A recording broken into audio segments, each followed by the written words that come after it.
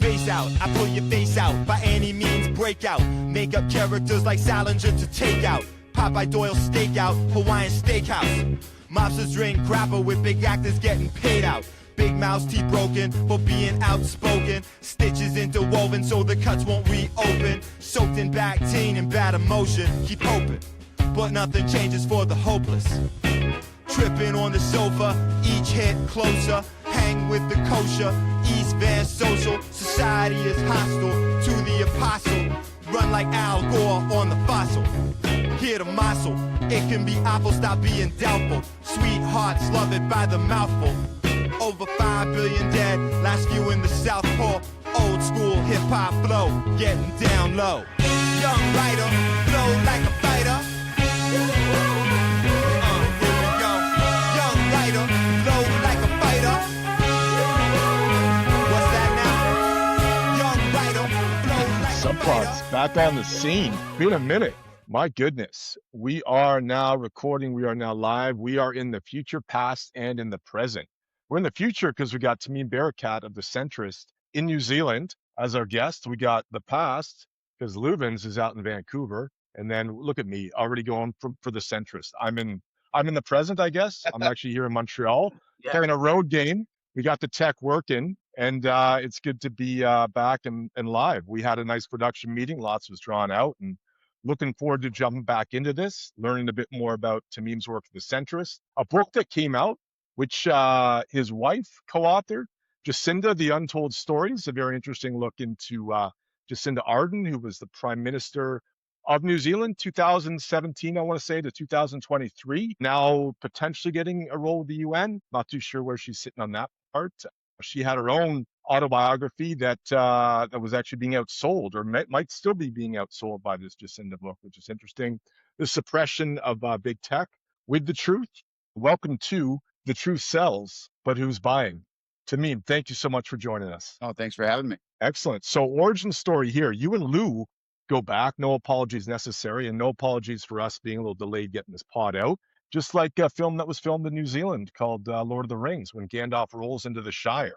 The wizard is never late or early, arrives at exactly the time he's supposed to arrive at. And that's sort of how Subplots rolls as well. So no apologies necessary, no apologies granted or given. You two did community radio, or was it like, what was the story there back in Vancouver and the origin story of how you guys met? I used to play in a band called Threat from Outer Space. I did that for a lot of years, and I met Louvens through that. And we would work on promoting shows together and whatnot. And then through being on the scene, we inherited a radio show on CFRO 102.7 FM called No Apologies Necessary from a local guy named Justice Morgan. And Justice Morgan, he had done it himself for 8 or 9 years at that time. I think the show's still going on now. And it was all local music, local artists, hip hop, funk, rock, jazz. It was really cool. It was whatever we wanted to talk about. And we would just do it for an hour every Wednesday. And we did that for years. And so that was, and then, after a while, I had a couple of people come in and they inherited the show and we moved on, but I think it's still going. But yeah, Lou and I have been doing media together for like 20 years, in one form or another. So yeah. And then, I guess, 102.7 FM, we held the standard at that place because it was community radio. They had a certain quota of Canadian content that they had to always put on. And at one time, I think we were holding the quota because a lot of people would come in the jazz show or whatever, and they just want to play jazz. They don't care. They want to play Miles Davis and Charlie Parker. And well, they're not Canadian. So we would have to, and actually I remember Louvens was pretty good, man. You were pretty patriotic because you made sure that local music was always profiled and featured. And, you weren't one to stray off mission that way. As, I'd be interested in just playing whatever I thought was cool, but you're good at like holding the line and saying, now we have to profile the local talent. I admired that sense of discipline. And they had a great library. Do you remember the library at 102.7, the music library? You could just go in and find stuff. It was amazing. Yeah, it was such a cool thing. Yeah. It was in the downtown east side though, eh? That was quite a wild location to put it, because there'd be junkies just everywhere. Like, God bless, people are living horrible lives down there, and you feel for them. But the good thing about the downtown east side is that it's gotten worse. So that's a positive. That's amazing, man. I studied criminology, and back in like I graduated from SFU, Simon Fraser, in 2000. And I remember as part of it, they sent me down to the downtown east side for a tour with the cops. They used to have a crew called the Odd Squad. You guys remember that? The Odd Yeah. Squad? They made movies and whatnot. There were cops that made films. Louvens, you know about it. I worked tangentially with them for a Right. few years. Yeah, and they introduced me to a guy. He was a liaison. He was a native guy, and he was a native liaison for the downtown east side that worked with the police. I can't recall if he was, I don't think he was a cop, but he was a native liaison. And he blew my mind because I remember at that time, we're talking like 1999, he was saying, I hate the needle exchange program. You know, I don't like this harm reduction at all. And I was blown away because I was like, that's all you learned at university was harm reduction and how amazing it was. And I asked him why.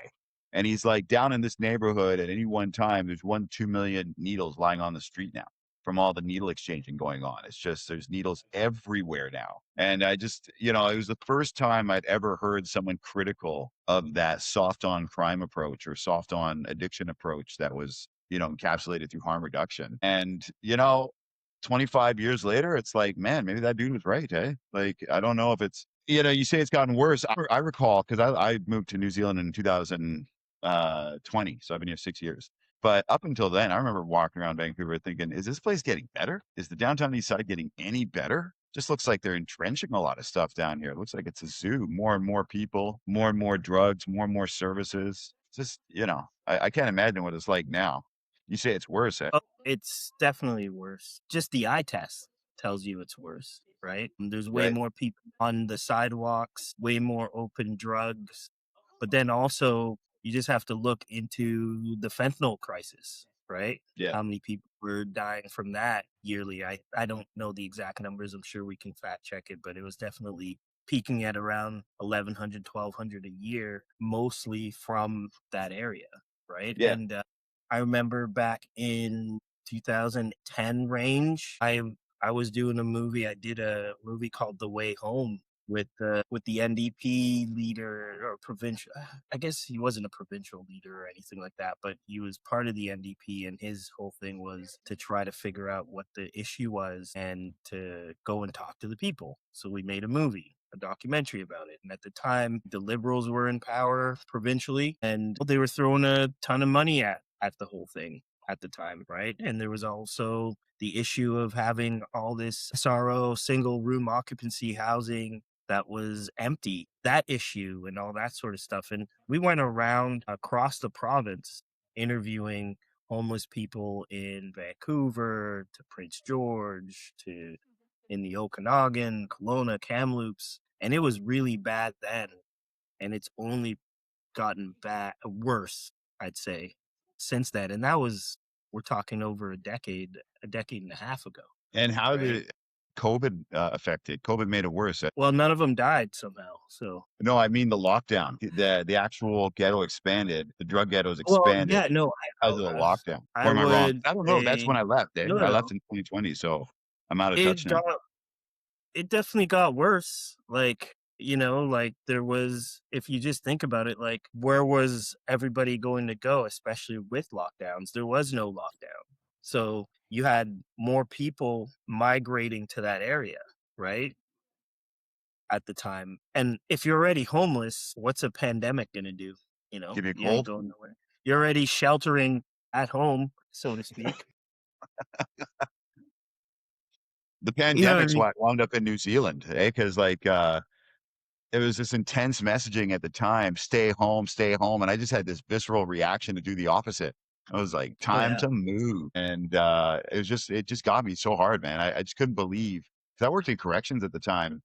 And when they said lockdown, I felt so personally offended by that, because lockdown was something that to someone that works in federal prisons, when you say you're locking down, I found it offensive.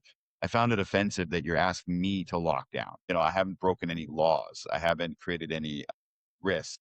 And I just found that, because that's prison terminology. And then, you know, you had like after lockdown, you have limited movement, you know, and they just kind of cascaded you through all these very prison like conditions where they do the full lockdown and then a partial lockdown, and everything's conditional, and it's every, you know, you're a bit on eggshells as you're regaining this very fragile freedoms. I was blown away, man. I couldn't believe that we were doing this. And the social distancing, that was the big one for me, the social distancing, because I got children. And I could see when they started talking about it, the way people just internalize that. And my kids were playing on the beach with some other kids, and the kids were saying to each other, "Oh, 6 feet, stay away from me, 6 feet, don't get near." And I thought, oh man, this is bad, bad conditioning, because the only It way you was can survive it. it was Sorry? weird psychology. It was definitely weird psychology. And I mean, the argument could be made that we're in an unprecedented time. It's a pandemic. You could die, blah, blah, Sure. blah, right? All that sort of stuff. But there's certain things that when you look at it just on face value, when it first happens and they're like 6 feet, here's the arrow, here's where you can stand. And you just like, this is an airborne, kind of disease. How are you stopping that? Like that's the with first glow thing stickers. Yeah. yeah, it was just one of those things. And so it clearly to me went to the fear part of it, right? You got to get people extremely, if it wasn't bad enough that it was like, a pandemic, you've got to heighten that, right? Yeah. To really drive it home. And that was like one of those things that made me pause where I was just like, okay, hold on. What's really going on here? And I think me and you, Tameem, we hung out quite a bit actually at the beginning. And I remember just sitting up on my rooftop upstairs and you're just like, wasn't it weird? Where did all the signage come from? Yeah, they Within had the like, signage ready to go. Hey, like yeah, around the houses are world, big. ready to go. I can Yeah, tell you, I worldwide. saw California, Auckland, and Vancouver all in quick succession. I came into Auckland March 20th, March 25th, 2020 was the wife and the children came to Auckland. And then I followed very soon after. But Wow. it was amazing to see the signage had been rolled out, all of the 6 feet social distancing. Here in Auckland it was 2 meters because they use the metric system. And the uh the comprehensive coverage of the messaging was international, worldwide, and practically instantaneous. It was, but you know what? I wrote to my MP at the time because my problem with the whole thing was who decided on the victim trade-off, because they were locking you down, so you couldn't leave your house, and schools were affected, and a lot of people were, and the idea was that we were protecting the most vulnerable. In this case, the most vulnerable were the very old people, right? Like the people at advanced age that you're told they're immune compromised.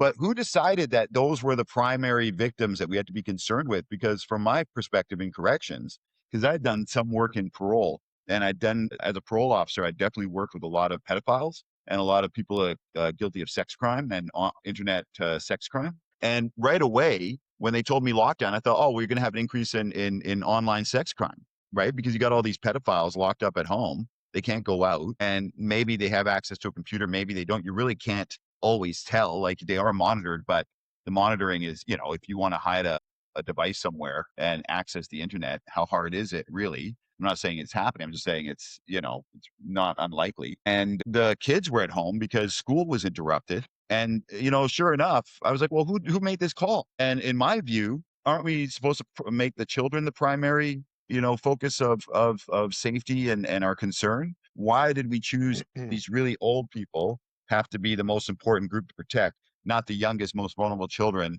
that are going to get caught up on the internet now because they're all locked at home?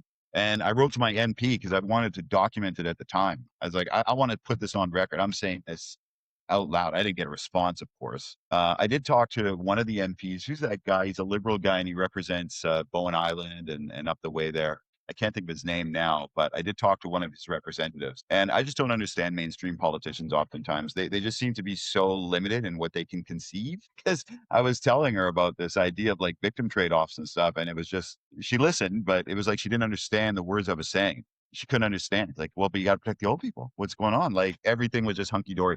And then the masks, man, that just drove me over the edge, eh? Like, how'd you guys fare with the masks? My goodness. I'm going to weigh in real quick on this because that was half the reason I actually left for Costa Rica. I saw school kids outside wearing the masks. They were wearing them outside. So logic is out the window at that point. I'm like, you have got to be kidding. It's gotten so insane that I'm pulling myself out of this like you did. I just wanted to get back to your story real quick there, though. We'll hear Lou's take on the masks. But like March of 2020 is when it was all going down. So did you have plans ahead of that? Or was it you did have plans to get to New Zealand before that happened? That just happened to be. Not really. Not really. Like, we had already Well, sorry, Lou, did you want to say something about the masks? I was gonna go back on your victim trade-off thing where it was one of the I think me and you, we talked about it too. It was just like all the people with mental health issues or drug addiction or who were like you even mentioned who were maybe pedophiles or sexually deviant or all these relationships that would, cause other factors like, assault and possibly murder because you've got these two people or three people or four people living under the same roof who are prone to criminal activity against each other and all that sort of stuff. or And they're just living on the edge with addiction issues. You know what I mean? Like exactly, you got right? a So drinking problem and, you get out of the house to go to work, but now that's not an option. So you're stuck at home. You got just your drink stepchildren or your children. You got your spouse or your partner.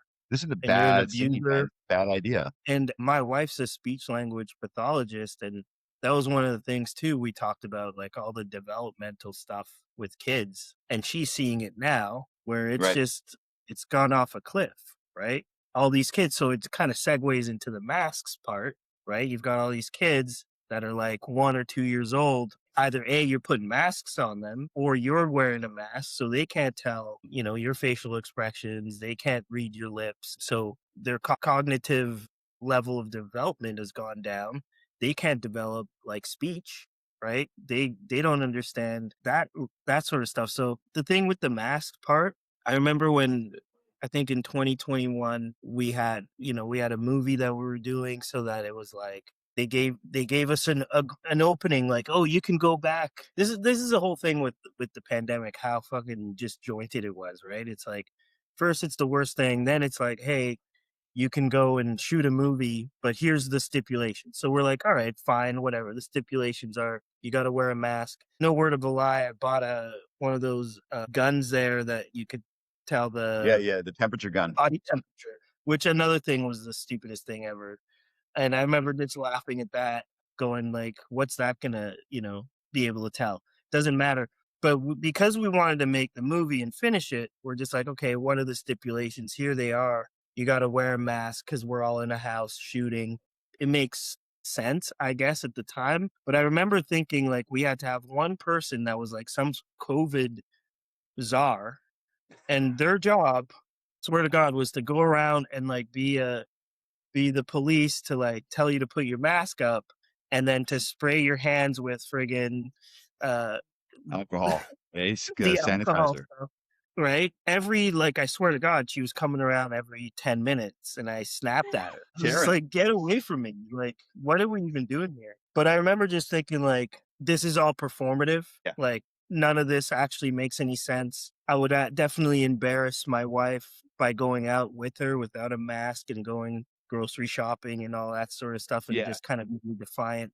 And I remember just talking to her like, none of this makes any fucking sense. And the mask isn't going to stop anything.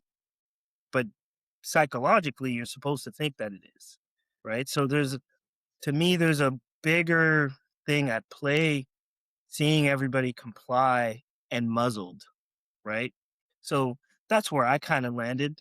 By around 2021, I mean, I was already fully red pilled, I think maybe 4 days into the pandemics. I was already like, this is bullshit anyway. So and I was talking to a friend about what the end goal was, and he was the first one that told me, he goes, dude, he kept sending me LinkedIn messages from this guy. I'm gonna forget his name, Seth something. He's part of the Gavi group, Gavi Institute. I forget his name, but we'll look it up. And he was all talking about the vaccine, and this Gavi Institute was related to Bill Gates, and he was the one. And he's not even a conspiracy theorist. He's just a hardcore Albertan patriot, red-blooded. And he was just like, dude, it's all about the vax. Everything's gonna be all about that. And I was like, really? I was like, I have no clue what you're talking about. They're gonna try to get everyone to take a vaccine. Like, yeah. it blew Well, my mind. that's when it comes to like media stuff. I was interested in podcasting around 2019. I was attempting to do some just podcasting at home, just to working with YouTube and the YouTube studio and trying my chops and talking to the camera. And so there was a topic that I landed on that I wanted to talk about, which was BC had just implemented a vaccine registry for schools. So it was just a registry. So if you hadn't had your MMR, or if you had had the MMR as a student, whatever it was, they wanted to know. And they were passing some kind of legislation at the time, or some policy was being enacted. And I was talking about it, and I was very suspicious of it. And it was funny because I forgot about this test podcast I'd made until several years later. And I went back and listened to it. This is a year before COVID. And the things I was saying, talking about this could be the prelude to mandatory vaccinations and whatnot, it sounded very prescient. You know, I wasn't trying to be prescient, but the whole vaccine thing is something that I noticed when I had children, because I've got young children. And after they were born, I noticed the high pressure campaign to get them vaccinated. I just noticed it. And I noticed the narratives in the news. I'm not a doctor, but I'm a media guy. And I noticed that there was no semblance of balance or fairness when it came to covering vaccines. Either you were for them or you were a crank. And I remember listening to Anna Maria Tremonti on CBC, and she had her show. I can't remember what it's called now, but I'm sure the show's still going. And they were going hard on this idea of vaccine. This is prior to COVID. This is in 2015 or 2016. And they had a debate between two mothers. One was pro-science, extremely pro-vaccine, and the other was not. And it was such a ridiculous debate, because I would kind of fall on the side of not. You know, if you gave me a personal choice, I'd probably say, well, look, I don't really want the vaccine. That's just my own choice. If other people want to do it, it's fine. But if you ask me my personal opinion, I'm not so into them. Okay. So that's just where I fall. But I think there's a very good, credible arguments why. I'm not trying, but the way they set up, the way Anna Maria Tremonti set up the debate, she had the pro-vaccine mom. First of all, it's two moms. It wasn't two experts, but the pro-vaccine mom had all the science and the data right there on the computer in front of her while she's talking. So she quote facts. She sounded credible. And the anti-vax mom was into like chakras and energies, and she wasn't very informed on anything. And the whole thing was a setup to make anti-vaxxers look dumb. End of story, right? And it's CBC, and there's no way they didn't know they're doing that. And I thought, why the narrative control? Just why this vested interest in this debate? The other one was, what's his face? Wakefield, Andrew Wakefield. Do you guys know this guy? Dr. Andrew Wakefield? Sounds This is familiar. the guy that, this is the guy, the US based doctor that first linked the MMR, the measles, mumps, rubella, to autism. You know, that conspiracy, if you will. He's the first guy to do it. And he published a medical paper on it. And it took them 12 years. Now, you can fact check me on this, but I think it took them 12 years to recant the paper and draw it. That's a long time. And they didn't do it, from my understanding of the case, they didn't do it based on the actual data. They did it based on the ethics of the argument. So what happened was they said Wakefield created a link. Now, there were some other problems with this study, like he might have been linked to a lawsuit against Big Pharma, and it might have been a small sample size. So there were some legitimate concerns with this study. Okay, so it wasn't like the perfect study. But in his study, he had linked this MMR to autism in these children. But in order to negate the study, they said, well, he didn't give informed consent to the children that he was performing this study. So he was taking samples and asking questions and collecting data without proper informed consent. Because the consent wasn't proper and informed, then that means the experiment itself can't be replicated. Therefore, you can't falsify the data. Therefore, the data is false. So they didn't invalidate him after 12 years based on the data. There was no issue there per se, or there wasn't, it wasn't the main issue, I should say. They invalidated him on the ethics, and they say, well, based on that, there's no link because you can't ever replicate these results. End of story. I find that strange. And I'm not a scientist to know, but I'm like, well, that seems strange to me. You should invalidate the data. And if the ethics are a question, okay, fine, create a study that the ethics are sound and let's see what happens. But Kennedy just shocked the world, because in the United States, and I approve of some of the things he's doing there with that Make America Healthy Again, he just said that they're going to start putting funding into looking for exogenous reasons for autism, because right now, all of the funding was based on looking for a genetic link. They never questioned the environmental factors. There was no evidence, there was no funding at all to look for any evidence that it could be anything other than genetic causes for autism. And now they've just changed the game and said, well, actually stopping that line, and we're going to start funding other forms of research to look for environmental factors. So we'll see. But I noticed that with Wakefield, every time they mention him in the media, he's bizarre, he's a crank, he's nuts, he's a lunatic. You were just so heavily pushed in the editorial side of the media to not question the efficacy or the safety of vaccines. And it just, to me, that didn't make any sense. And then COVID comes along, and, automatically I was like, well, here we go. So that ties into what I was saying about moving real quickly, what you're asking, Phil. We moved in, March 25th of 2020, my wife was on a plane to New Zealand. They had just declared lockdown that day in New Zealand. So she was there. And she was on the last flight out. So the reason that we got moving was my wife is from New Zealand. And I just knew looking into it when they said 2 weeks to flatten the curve, come on, no way. Politicians got a hold of this. This is going to be a quagmire, man. This is going to be a cluster. So I thought, look, we talked about it for years about moving to New Zealand. I thought, well, nothing like a global pandemic to get you. And then they're telling you, don't move, don't leave. And then they started canceling flights. They were canceling flights because they used to have a direct flight from Vancouver to Auckland. I think they have it again now. But basically, I sat down, I actually did pros and cons. And my estimation was, look, long story short, if we don't move now, going into the future, everything is going to be a lot more expensive and a lot more complicated. So we got to do this now. And so we did it. So within a week, she was on the flight. And then it took me, I was on the flight in August of 2020 to rejoin her because I had to apply as a visitor because I am a Canadian. So I'm coming into the country. And so when I got here, I had to do the MIQ thing where I had to lock down in a hotel room for 2 weeks, and they would come every day and they would drop your food at the door, and then they do the temperature check and ask how you're doing. But you're locked in this hotel. It was a nice hotel, but it was bizarre. You should have just gone in as a refugee, and you wouldn't have had to do anything. New Zealand's a funny one, man, because it's the only country in the world that you cannot access it any other way, really, other than, well, a boat. I guess you can come on a boat, but you can't just walk here. You can't just do a raft. Even Australia, I think you can do a raft on the island, change from Indonesia, and then a short raft trip to get to Australia. You can do all that, but there is no way you're crossing the Abel Tasman. It's just some of the roughest, biggest, most open ocean in the world. You're going to die. Well, nobody gets here unless you're invited, which is a very strange. We wrote about this on Centrist. It's got a very unique situation when it comes to migration. And migration, I think migration's been, it's like one of the direct fallouts of COVID in a way, or one of the direct inheritors of the COVID crisis is now the migrant crisis.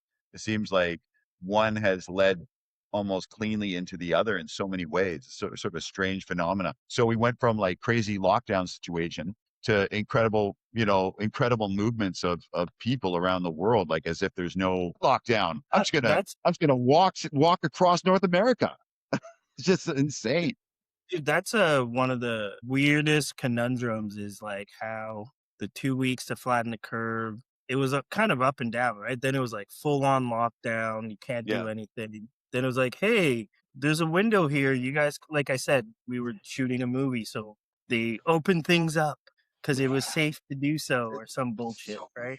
But then you remember, Phil, when we went to Costa, and on our way to Costa, we stopped over in Dallas. That was our stopover for a night. And it was actually like COVID didn't exist. Yes. And it was another alarm bell where it's just like, what is this shit?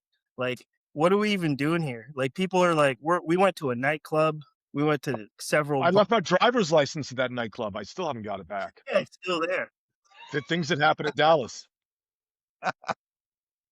But hold on, wait a minute. So Texas didn't have a lockdown? Is that the idea? Like, they didn't do shit. The only time you knew there was anything was when you were at the airport, right? Whatever. There's so many people traveling from everywhere. But once you left the airport, it didn't exist. And I remember just like psychologically, it took a second. Do you remember when we went to the restaurant and we're just kind of standing at the front door, and the waitress is just looking at us. We're just looking at her, and she's like, "What are you guys doing?" We're like, we don't know. Like, is it safe to go in? Kind of. And she's just like, "What are you talking about?" Right? Because we were still conditioned from Canada. Like, right. It was like stepping into another world. I remember that. Right. And she's just like, "No, honey, come with me." And we're in this restaurant. It's like packed to the gills. And it was just like, it was normal. And then we drank, we had so much fun. I remember just thinking like, wow, like this feels so liberating, right? And then we went to a nightclub, right?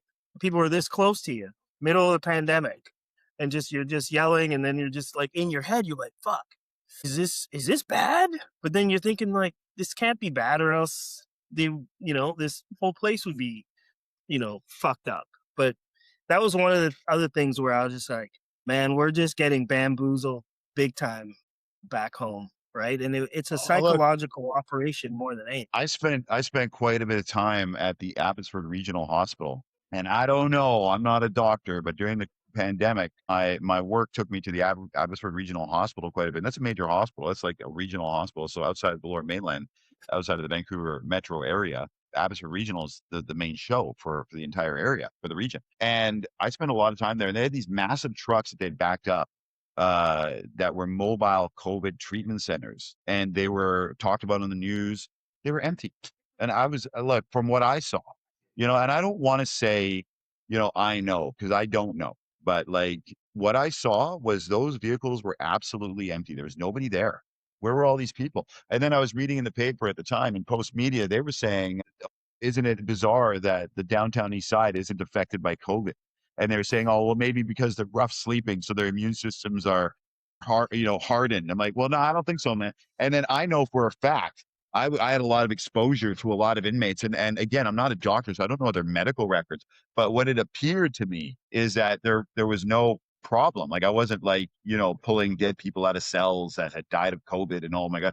And then, lo and behold, it turns out people weren't dying of COVID, they're dying with it. And when I was in New Zealand, finally it jumped the shark when there was a guy here that had been killed by the police in a standoff. He had been shot in the chest. I think the police used a shotgun and they shot him in the chest and killed him. And because he had COVID at the time, they called it a COVID death. And at that time here in NZ, that was like in 2023 or something like that, I think. It was just like, okay, we're done. The whole thing was exposed now. The scam had been manifest because everyone knew. It's like, okay, you've been telling us this entire time. You've been dying with COVID, thinking that everybody thought that meant from COVID. You know what I mean? Like, see the game here. So all these people were dying of heart attacks, strokes and whatnot. And then they'd, mine their medical data to look for a trace of COVID. So, it's COVID. Yeah, but the guy had COVID, but he had like 3 underlying conditions. Dude was on death's door anyway. You know what I'm saying? Like he didn't die of COVID. He died of like massive aneurysm, followed by stroke, followed by heart attack. Then he got hit by a car. Then he got shot by the cops. And then you tested him for COVID and called it a COVID case. Like, what's that? Right? Punching the numbers. Kelsaprees. Oh, it was amazing because I do think there was an element of that. And again, I have to be real careful about what I can and can't, say I believe, because I am conscious of that, because I do represent centrists and we're not into telling you what to think. It's really not our MO. But judging by how they handled the data in New Zealand, it's like if you wanted to find out, say, how many people between the ages of 18 and 35, men in particular, were vaccinated, in the Waikato region between the dates of July 13th and July, 15th, 2022. Yeah, you could find that data. It was rare for you to find. But if you want to find out how many people in the hospital were hospitalized with COVID that also had been vaccinated, well, hold on. That's not so easy to find, is it? So it was such a bizarre bamboozle because it's like they would kill you with the transparency. They gave you almost so much information. It's like they just dumped it all on the floor and said, here you go. Like the Epstein files. They must have learned that with the Epstein files. Hey, want to screw them up? Just give them everything. It's almost like you can't even process it anymore. But then the person that's pardon me? It's too overwhelming. It's I would, if I was a conspiracy theorist, I'd say that's the strategy, to just overwhelm you with the data, because you were hit with so much data that you couldn't process it intelligently. And then if you wanted that one, as AI is launching as well and getting to we were talking that Tameem and I were just while you're out of the room there, Lou, like it's now accelerating to an insane point where what is real, what isn't real is happening in real time. I mean, Stardate, President's Day, what are we? The 16th of February, 2026 here with this transmission. Yeah. But we're now seeing how quickly this is advancing and what is actually real. So you dump something like that, and then you can have that changed as well. You can have that doctored, And there's Yeah. way too much information to process, and people really are apathetic to it all. I mean, there are some movement. I mean, I've seen what the former prime minister of Norway, or was it? I don't want to get that wrong, but we can leave it in the notes. He's facing a criminal charge. I haven't looked in Oh, detail that's right. Yeah, yeah. about, you know, His you'd think there'd be a association with Epstein. backlash to no end. Yeah, there was a Goldman Sachs lawyer that stepped down. So people are stepping down, but at the same time, to just conclude with my point there, right? There is people that are guilty that are aware of it, but then with the information that the public gets with AI, who's to know? And now we're just chatting over each other with what we think the truth is.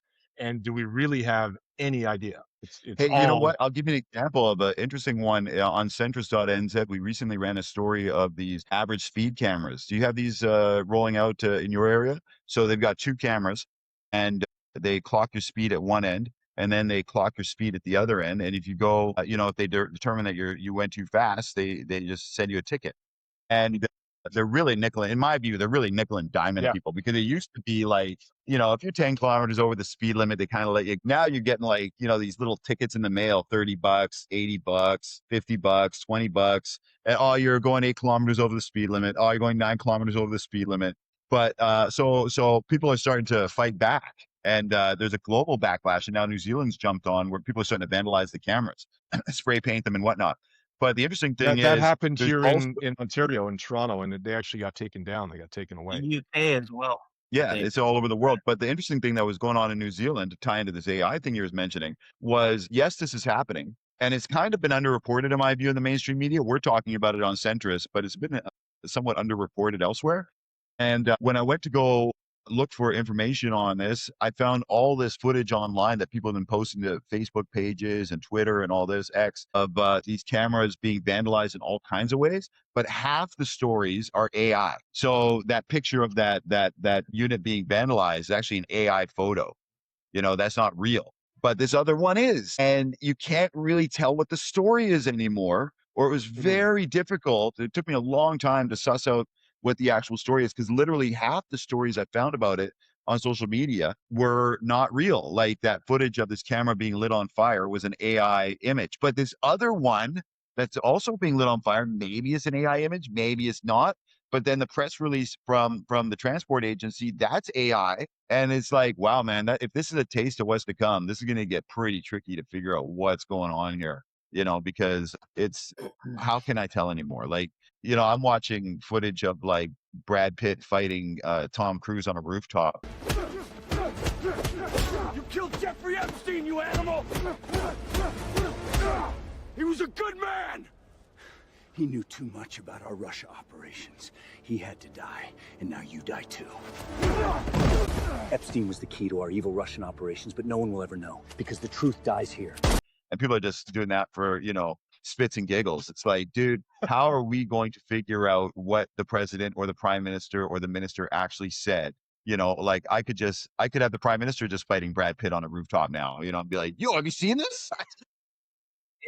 It's crazy, right? Dude, what have we unleashed? Hey, what have we unleashed? This is a weird time to be in media, that's for sure. Great time, weird time. Pandora's box. Great time, weird time. Yeah, right. And that ties into the centrist. So thank you for that backstory, man. What a trip that was. And we're off and rolling now. So the centrist, like, what's the origin story there?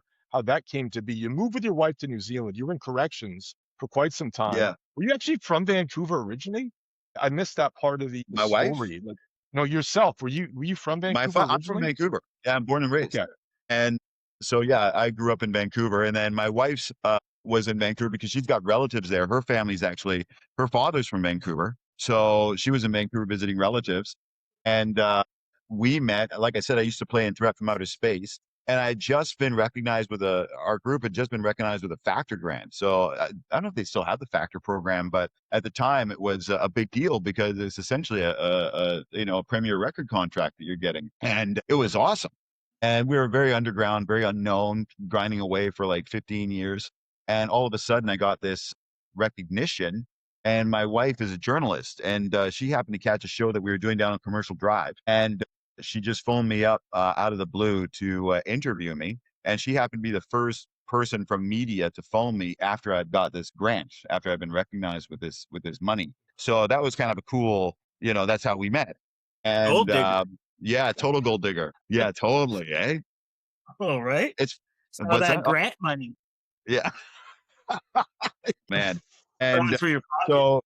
so so then we got married. We lived in Vancouver for many years. And then when COVID came along, and then so from my own end, I'd studied criminology. And I studied criminology because it was interesting and it gave me a way to sort of I liked working with young offenders and youth at risk and this kind of thing. And that's when I was doing No Apologies Necessary with Lou, I'd always have like kids in tow from like these wayward kids that I'd bring around and put them on the radio, So I was always like a youth worker, That's awesome. you know. Yeah. Yeah, Yeah. I'd do that. So I'd be hanging out in the ghetto with the youth, with the roughnecks, and then Lou and I would go. They love Lou because Lou is the coolest guy ever, Oh yeah, So that was always good role modeling. And just yeah, and so I studied criminology because it gave me flexibility. I could do youth work and tour and whatnot. But then because I'd done that, when I needed to get a job, I met my wife, we got married, and then I needed a grown-up job. So I started, looking around for work that I could provide for a family. And I fell on corrections and I started working in a woman's prison, which was an interesting experience. So I'd worked with young offenders, like young men, and then I graduated working with adult women in the system. And then I worked with men on the street as a parole officer for a few years. And that was really cool too. And so I was doing this work. But then when COVID came along, I thought, you know what? I got to make a move here because like I said, I think this is going to get a lot more complicated, a lot more expensive. And I knew with my wife, she's got a big family in New Zealand. It would be really hard for her to be cut off from them, to not be able to just get on a plane and go, and just do it. I thought, let's move, let's make it happen. So within a week, we had her on a plane, and then it took me about 6 months to get myself sorted out. And so then here I am in New Zealand, no job. I'm like 45 years old, and I've got 3 kids. I've got my wife who's working, so that's fine, but I'm just stay at home. And it's funny because yeah, just as an aside, I had wrapped up all my money in this speculative mining stock. And while I was in lockdown, the stock collapsed. So while I was in quarantine, I was watching, like I was locked in this hotel room in New Zealand and then watching the entire portfolio collapse. Like all my money Yeah. just evaporated. And the reason I say we that is because know. it kind of factors into centrist Never a good later. feeling. Yeah. Had the Oh, same thing dude. happen. Oh, dude, it was rough business. Did And that happen so I was, uh, with Bitcoin? they did it. You know, yeah, like I'd say 12 years ago, same thing. I had like $1,500. I'm making no money, so it's like pretty much that's the money I've got. And then That, I put it in because you're hearing all this stuff and you're watching it grow. And then as soon as I put it in, of course, it starts crashing, and I'm just shitting my pants. Like, I'm gonna be fucking poor. How am I gonna eat? So I pull it all out and had no clue, right? So it's just one of those things. You're just terrified yeah. watching your money just dwindle. Dude, I was locked down. I had no job. I'm like, what did I just do? And then all my money's collapsing. So here I was. So I had very little money for that first while in New Zealand. I was like, everything was just like, you know, cut the end off that toothpaste tube. Let's squeeze it out. There's still some in there. Come on. Don't throw away that tea bag. Get another squeeze out of that. That's pretty much how I was living for the first like 18 months. You'd And it run was out of all funny. that a threat from outer space money as well. But yeah, that was gone. Right. Wife burned through that. You know, So, went into and lavish dinners with banks. yeah, lavish Subway dinners, lavish Chinese dinners. So anyway, I was broke, and so my wife was here, I was here, and we went into lockdown here. And we had enough to cover the rent and whatever, buy a few husks of bread and keep ourselves going, and we got our kids and all that. So whatever. And we're totally broke as a joke. And then my wife's corresponding with different groups online and whatnot that just like groups of women that just discussion groups and whatnot. And there's just one in particular that was all these men in Auckland that and around New Zealand that were discussing politics and the pandemic and Jacinda Ardern and the lockdown and sharing information and she comes to me one night and she says, the women are having a night out. This was like in between the lockdowns. There was an open up period. And she said, the women are having a dinner to meet each other because we've been discussing online. I think they're on Telegram or Signal or WhatsApp or something like that. And should I go? And I thought to myself, you know what? Had I not lost all my money, I would have been like, baby, it's cold outside. Just stay home. But I thought, I'm broke as a joke. All my money is evaporated. I lost all my cash. So I was like, you know what? Why don't you go? Because I need a job. And one of these people might know someone who has a job for me. That Or was go get my, a free meal, baby. and get a free meal. And, you know, leave the whiskey, go get a free meal and find me a job. And so she goes and comes back and she says, hey, I might have got you a job. Okay, well, what's going on? And she said, well, I met someone and, you know, they're also from He's Canada. leaving you too. Sorry? Sorry. I'm sorry. I met someone. She's leaving Oh, you. yeah, I know. Yeah, I know. Well, I hope he's nice. Well, she'd met someone there who, her and her husband were interested in starting a media project. And my wife, being a journalist, was chatting with them. And the woman said to my wife, oh, so you're a journalist? Yeah. Would you be interested? Oh, no, not for me. My husband. Oh, your husband, is he a journalist? No, not quite. Well, what is he? Oh, he's a stay-at-home dad right now. Oh, okay. Well, you know, but you're from Canada. So was he a journalist in Canada? No, he wasn't a journalist in Canada. Well, what did he do in Canada? Well, you know, he played in a band and he worked in a women's prison. A threat from outer space. So my wife said at that point, I didn't want to say anymore. You're like I just said, checking look, no boxes. Zero yeah, I'm boxes. checking no box. And so she said, look, don't ask me about him. Just, you got to talk to this guy. So if you guys are interested, phone him up, have a conversation. If he's the right guy, you'll know. And she said, you know So what? He's working in the women's prison. He's working in the women's prison, but he's a stay-at-home dad right now. He's changing diapers. The Amazing. definition But- of a Hail Mary. Yeah, I know. And so it was funny because my wife told her, she's like, look, you guys phone him up, you talk to him, and you'll know if he's the right guy. And That's she me, said, bro. she told my wife, oh, that's so funny you say that because we were just saying that the other day because we met a pro journalist and he wasn't the right guy. We just knew it. We found the perfect candidate. Yeah. Stay at home, Dad. Well, Stop actually, to be promoting fair, And he's to be from fair, Vancouver. I did have a news aggregator at the time that was up and running called newscan.net. So I used to run Forever, newscan.net. Yeah, and that was up and running. So they could see. So they're like, oh, yeah, okay. There So was the some guy work. phones Yeah, me up. it wasn't Yeah, the complete guy left phones field. me up the next day and Oh we my start chatting and we chatted for about like 3 or 4 hours and we were totally in cahoots, man. I was like, I agree with everything this guy's saying. And he's like, look, I want to start this. I want you to manage it. We're going to do this. And I was like, Amazing. wow, okay. You know, and the whole idea was, you know, he came at it from a businessman's perspective. So he really was taking umbrage with how the media was really lax because at that time, Jacinda was saying, we're going to give all this money and the subsidy to businesses. But from his perspective, that was not the case. What was actually happening was it was just rhetorical tricks. Like they were just giving refunds to businesses for XYZ reason that were standard and then packaging it up as some big COVID thing. And he was like, that's nonsense. You guys are, you know, not being straightforward. You're not, there's no scrutiny here. You got an entire mainstream media that's just swallowing government propaganda about how businesses are being supported. And there's no pushback. So he's like, we can do better than that. And then because New Zealand is small, you know, you can, as a small player, you can't make a dent. You can, your voice can be, you can have reach. You know, you can work, you can have reach.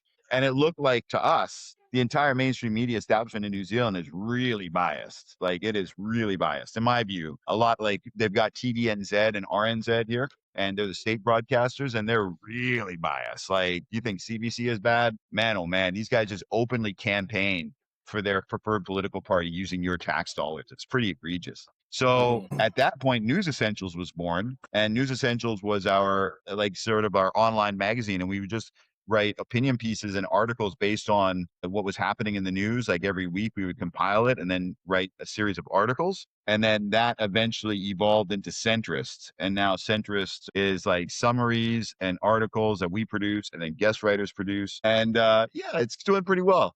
We definitely got attacked early on. Like there was something about us that we were attracting all this attention from the mainstream media. There's like, if you Google centrist in the mainstream New Zealand media, there's tons of hit pieces across the board, like a lot. So it's really, they really, it's one of those things, sometimes you have an art project or a music project that really takes off right away. Like people just take it seriously right away. There's something about your vibe or there's something about your style that people just recognize it and they go for it. Centrist was like that. So that was quite interesting. So if it was if Centrist was a band, we would definitely be playing really big shows right away. You know what I mean? Like you'd get that entree. You wouldn't have to grind and play all the crappy clubs.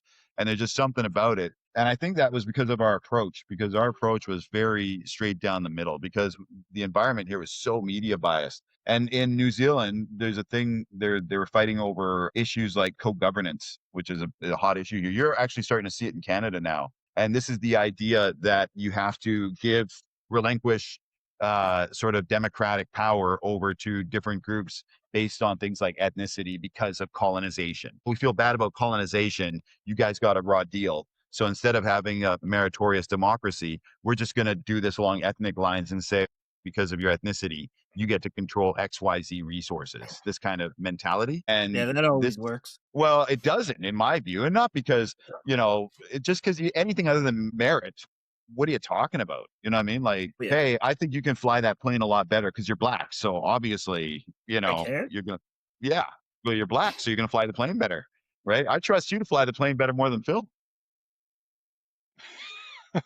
But, it's just ridiculous, right? That's the mentality, in my view. I think it's an insult to everybody. But the mainstream media here was openly campaigning for this, I would say, especially the state media. It was like the lefties had gotten all these jobs with state media, and they just decided, we're on an anti-colonization trip. We're pro-co-governance. That's how it's got to be. So every aspect of co-governance, including even they had a water program where they wanted water rights divvied out, and part of the decision-making process over water rights would be ethnicity. So if you were the right ethnicity, you got key decision-making power on how water is delivered to the nation. Yeah. What?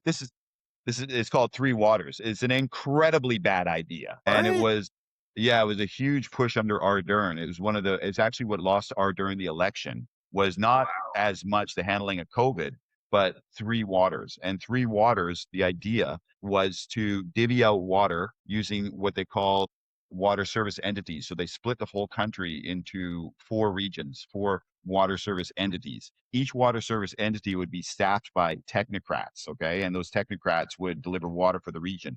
But who picks the technocrats? So that would be a split between the local iwi.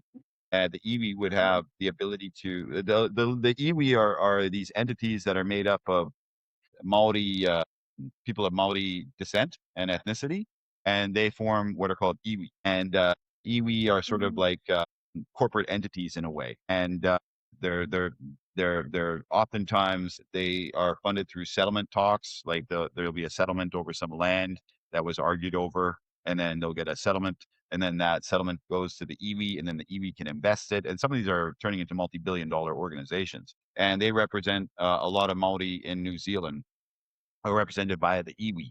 And they don't necessarily have elections to see who leads and whatnot. They've got their own processes to determine leadership. But what they wanted to do was have the iwi and then link up with the local council. And together they would determine who staffs the water service entity, which delivers the water to the people.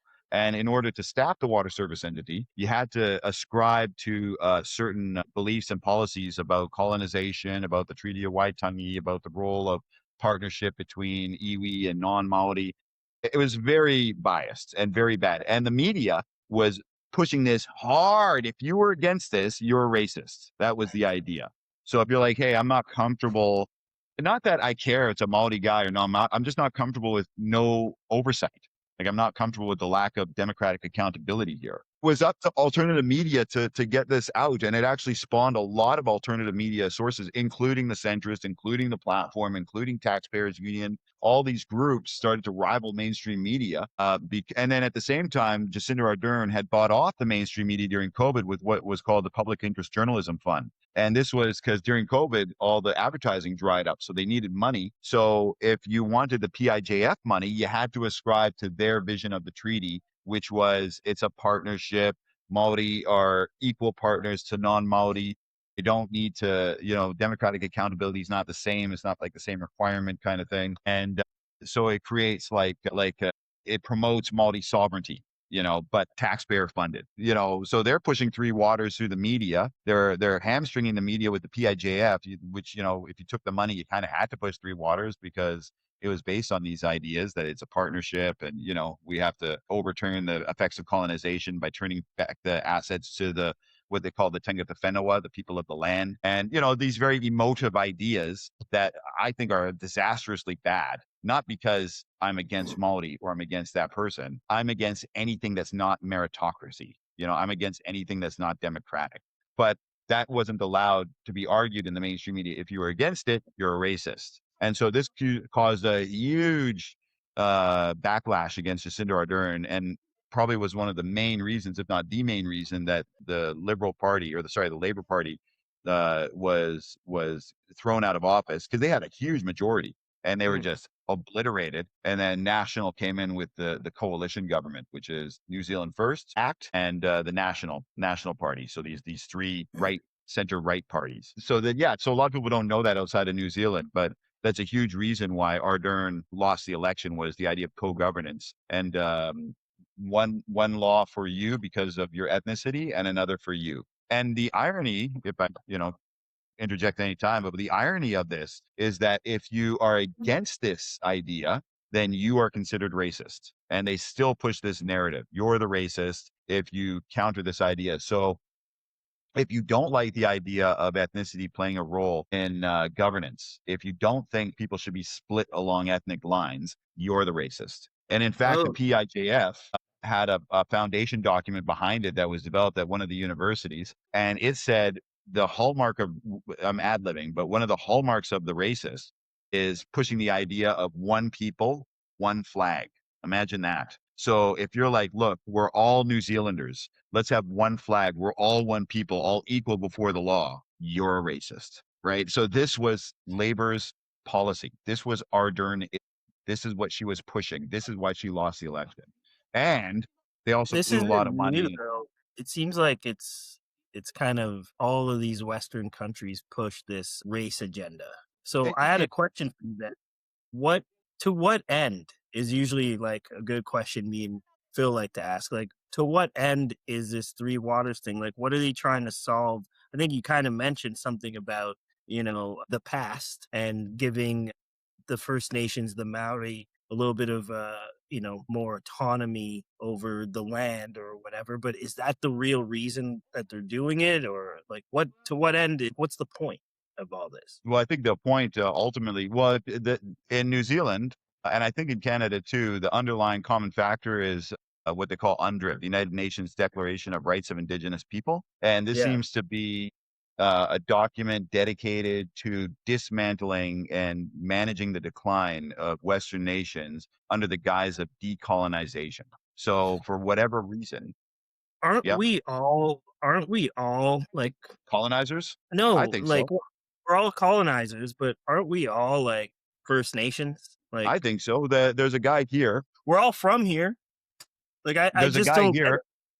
it. Peter Williams is a famous broadcaster here who retired. I think he was a sports broadcaster, but then he got political after he retired. And he was testifying to a parliamentary committee about what was called the Treaty Principles Bill. This Treaty Principles Bill was a massive bill here, because what they have here is the Treaty of Waitangi. And the Treaty of Waitangi was signed in 1840 between the British settlers and 500 Maori chieftains. And that treaty had three clauses. The first clause called for, in Te Reo Māori, Kawatanga. It gave Kawatanga to the British Crown.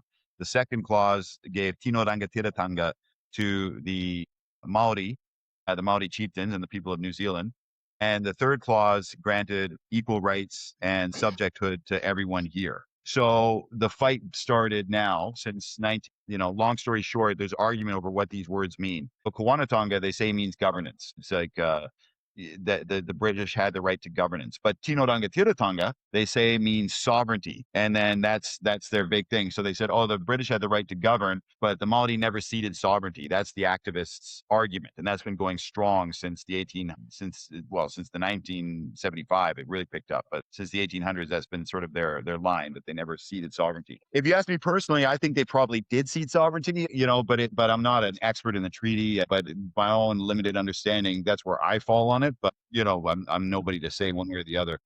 But So sovereignty meaning like you have, you're subject to the king or the crown or whatever. or wait, you're like but sovereignty could be a couple things, right? Like you're the supreme kind of like authority over land or territory or whatever, right? So, but if you don't govern it, how do you have that sort of power, right? I think personally, Kwanatanga means sovereignty. I think the first clause was, because it would make sense to me if we have a 3-clause argument. First clause, sovereignty.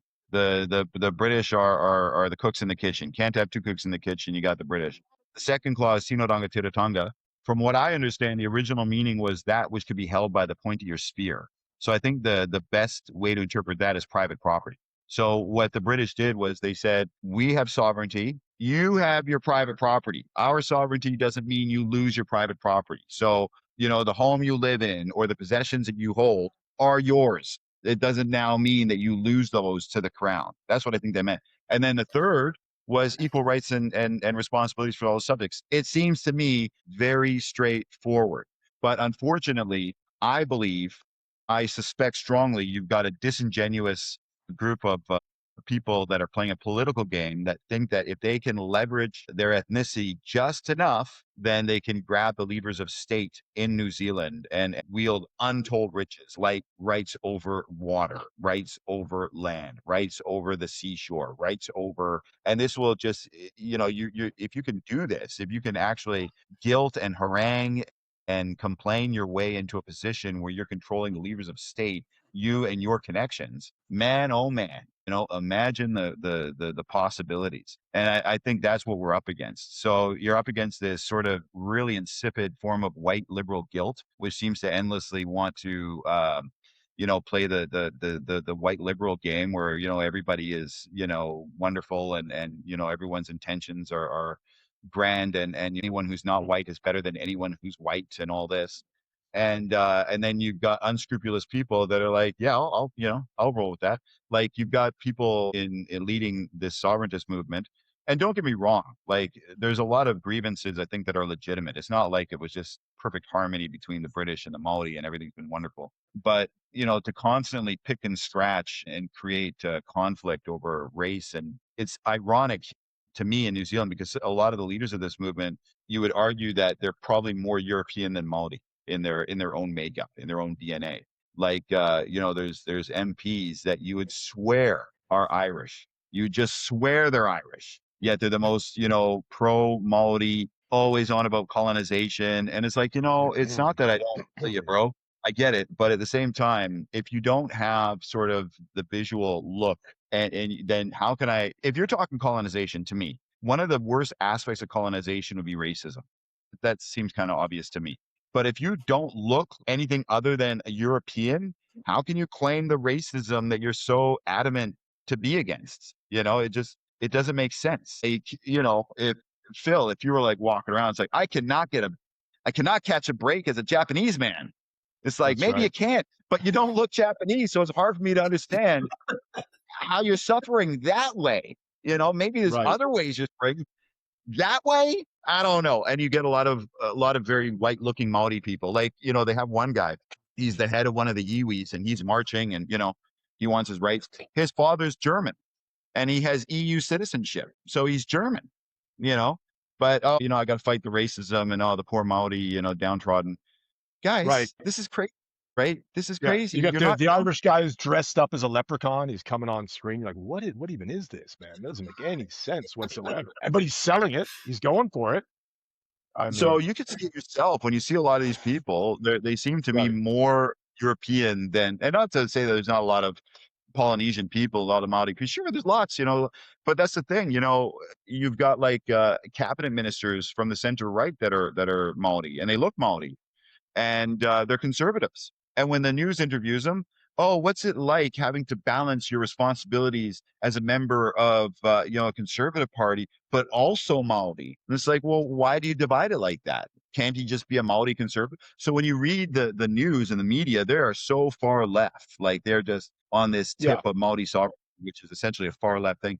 There's no balance. And this is where centrist comes in. So we're constantly Yeah. writing stories. Like today, I just found out on the weekend, Debbie Nadiwa-Packer, who's the co-leader of Tapati Maori, the Maori Party. She's very European appearance. Okay, I'll just say it. She looks very European in her appearance, but Nadiwa Packer, she's got Maori ethnicity, so I'm not doubting her heritage. I'm just saying she kind of looks Irish to me, but whatever. But she's just posted a thing on social media celebrating the murder of Captain Cook. Celebrating the murder of Captain Cook. Now, maybe you like Captain Cook, maybe you don't, whatever. But if you're a member of parliament and you're openly celebrating the murder of a British man for being British, I think that's a very reckless, dangerous thing to do. Yet, this is what these people do with impunity because the media does not push back in this country. If you want to say something racist that's anti-European or anti-white or whatever, the media gives you an absolute free pass. No But pushback, no scrutiny, no question. it's like that for Australia, for Yeah. Canada, for the Yeah. UK, for France. It's almost a movement, right? It's Yeah. coordinated. It's not by accident. Like, who's litigating what's racist and what's not? It's a bunch The of UN. people. I believe it's the UN because go ahead. So the thing that I'm wondering is, like, how are we litigating things that happened in the past so hard to You can't- people like us in the present?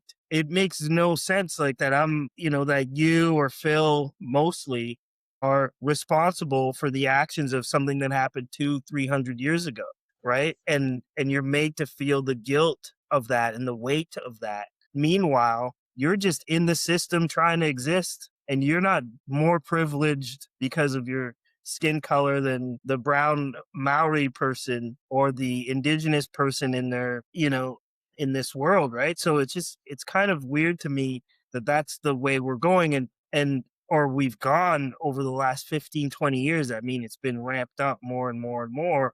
Like, I could totally understand, like, as a person of color, yeah, I can acknowledge that there's been a lot of bad shit that's happened in the past, but we as a people, along with other races, have worked hard enough to get to this point. It shouldn't be worse now than it was back then, but now it's like it's more racist and more divided. It makes fucking zero sense unless it's just really a power play, and it's about funneling money and making up, like, government policies that allow money to be passed through to these people so that they can continue to hold on to power through their ideology. That's the only thing I could see. Like, none of this makes any sense to me.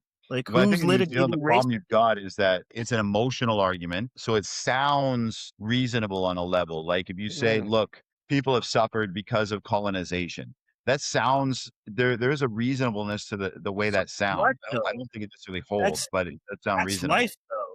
That's life. Like, the whole, like, everybody suffered. Even colonizers have suffered. Like, I'm not saying, like, bad things haven't happened, but at some point we have to look at it and go, I could literally, if I wanted to find a gripe and make something racist, I could do that all day.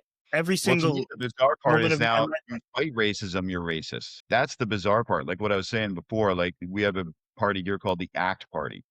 And they wanted to enact a treaty principles bill. So what happened was the Treaty of Waitangi was considered null and void in the 1800s and laid dormant until like 1975 when it was brought back by activists. And this kind of came on the heel of this back to land movement, and that came on the heel of the civil rights movement in the United States. People like Martin Luther King and the Black Panthers were starting to inspire civil rights movements here in New Zealand. You had the Polynesian Panthers, and you had civil rights leaders that were talking about this back to land movement because a lot of land had been lost through transacting and just the chaos of the British coming in and just upsetting a system that was no system really, just might is right really.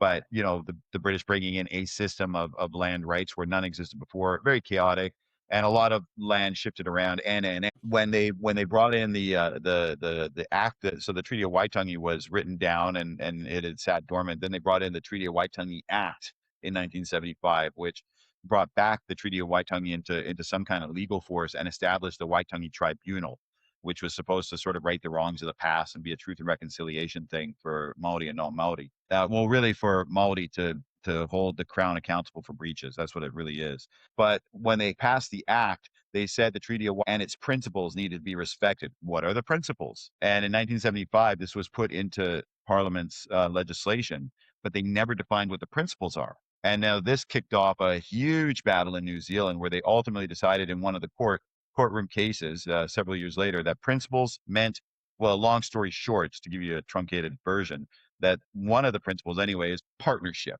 Partnership is principles. So when you're talking about the principles of Waitangi, it was a partnership between the Māori and Crown. So the partnership then in 2026 in the interpretation of the activists is you've got elected councils, and that's 50% of New Zealand.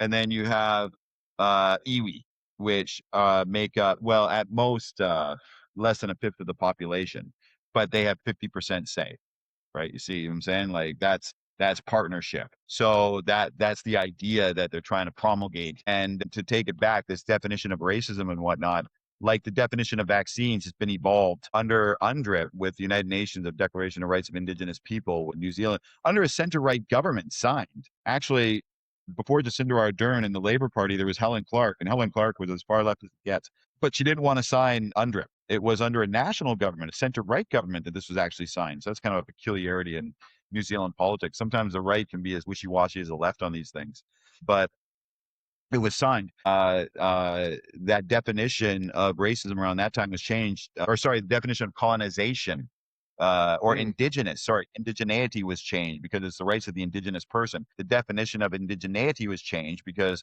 indigenous used to mean someone who's in a land from time immemorial, like from a time before memory. But in New Zealand's particular case, Maori came, I believe, in about the 1200s. So they arrived on these islands in the 1200s from other areas. From where? No one really knows, from what I understand.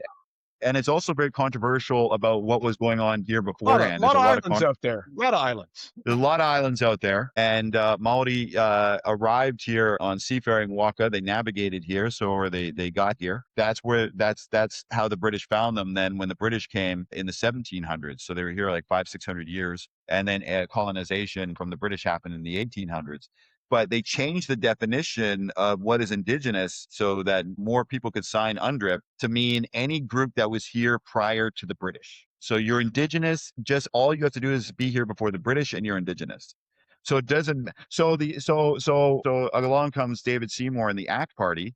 And well, some people support him, some people don't. But his argument was, look, who cares on what boat you arrived and when? You think you have more rights than this person because your boat came here before that person's boat, so you get more rights? It doesn't make any sense. Well, David Seymour is constantly construed in New Zealand media as something akin to Adolf Hitler for this attitude. Indigenous apply to the Irish of Ireland, the Scottish of Scotland, the Greeks. Yeah, I would say so. Yeah, I would say that would. Does it? Or is it just, but to me, it seems like indigenous only applies to the First Nations of North America or the Aborigines of Australia or the Maori of New Zealand. Does it apply to everybody? Absolutely not. I wouldn't say strictly indigenous unless you go with they're here before British. Yes, okay, if you go with that definition. But they're not here before time immemorial. They came to the islands by boat. In around the 1200, I think 1250, maybe a little earlier, but around 1250. There's been a lot of movement and a lot of wars. Yeah, you know what I mean? Everywhere. It's weird that we're relitigating this in this period of time where, in my estimation, it seems like we've never gotten along better than now, right? Yeah. Like, I can do whatever the fuck I want with this skin color. I can move around. Yeah. I can get a job. I can get an education. I can marry who I want to marry, people who are gay, straight, whatever. But somehow there's a small group of people that are trying to tell me that there's people that hate me still. Yeah. Because and government is the answer. And big government is the answer. That's the other tip, right? Because if you go to CBC or if you go to Radio New Zealand and you read the articles, anytime these guys are blatant, like I don't know about CBC, but RNZ, they have no problem saying that this government is founded on white supremacy. They have zero issue Unbelievable. saying it. And it blows your mind when you read that because it's so hateful and so toxic. But the answer is never, go get a job or get yourself organized and start a Oh no, business. It's always, that's you need racist. more tax Getting a money job is to fight racist. racism. Yeah, you need money to Hey, fight racism from the government. That's what I was saying earlier about the Tom Potaka thing. This guy's a senior cabinet minister, but he's on the center right. So they ask him, "Oh, what's it like having to balance your party with your race?" What do you mean? What's it like? You never ask that of the far left guy. Yeah. You only ask it because he's a conservative. So if you're anything other than a liberal progressive, then you're a target. So some of the biggest racists around are these left wing Maori activists who have hate for right wing people of Maori descent. They'll call them all kinds of names. And the irony is the one on the left dealing out the racism is a lighter skin color and has more European DNA than the person on the right. Like they're actually, more visibly, they present more obviously as Maori than the person that's attacking them. It's just just Well, never so what did ends. ignorant. Everywhere's got what it did going on. The Hatfields, the McCoys, they got the Springfield and Shelbyville. There's a line everywhere, it seems. It's And the powers that But I be are see this just thing happening shaking the in this jar. thing is, but it's definitely happening in Canada. It's at a for more of a nascent state, but you're starting to see it like, no, the because UNDRIP is there too. I think they it's put it happened. into It's provincial law. happened. It's 100% happened here. I mean, Yeah. look at just the whole DEI thing, like working for the government a few years back. I remember just thinking like, this is racist. Who are you to tell me that I'm lesser than, that I need a hand up? I'm already here. You Yeah. know what I Right. mean? Like I made it. Who's determining that just because I'm a person of color or you're this, that you need more help? Like to me, that's just like blatantly so fucking racist. But I wanted to go back to And Malcolm insulting. X. It's insulting. Malcolm X, wasn't it quote about the white liberal The white being the liberal. wolf in sheep's clothing, Like being the fox. The wolf is straight up, but the fox is the most devious in the they're forest. They cunning. smile Yeah, to your face. Yeah, it's true. and But that that's what that you're up well, against because you're trying to the convince llama. people who don't know that like there's a poet here, Tusia Aviata, I believe her name is. I can find it on Centrist. But she wrote a poem celebrating again the death of Captain Cook, and it had go ahead. No, that's just me stopping my camera from moving. Oh, Sorry. Go ahead. do you have like a clapper? Like it's Showing like the clapper for solidarity cameras. with, Well, with, look, with Captain Cook. How do you with my finger. He's do having that? too I much can't fun. do that, Mike. Hey, talk to my Wow. wife. I got magic fingers. But yeah, I think it's Tusiata. She was a recognized poet. I don't want to mispronounce her name. She was actually I want to say maybe Samoan. Let's see, because here you've got Creative New Zealand, and they give money. Yeah, here it is. Creative New Zealand gives money to arts, like in Canada, right? And so let's see, they had Tusiata Avia. So a largely unknown poet from Christchurch presented a poem to the world. A poem, a monologue written to Captain Cook, is being adapted for the stage. Here's an excerpt. Okay, so this is funded by the government.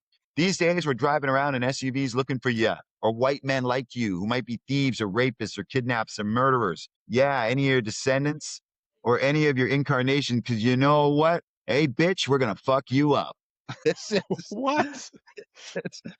this is What? poetry being funded. Right. This is poetry being funded by the New Zealand government. This woman's a poet laureate.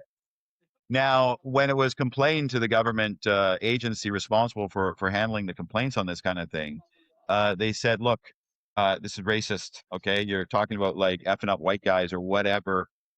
No, it's not racist. And here's why, because she's punching down. So you cannot be What? racist against white people because you're punching down. This is the I've heard that games they before. play. I mean, I've definitely been, I've been part of conversations and where black people think they can say whatever they want to white people because there's no way they can be oppressed because of Right. their privilege or whatever, however way they want. Ironic.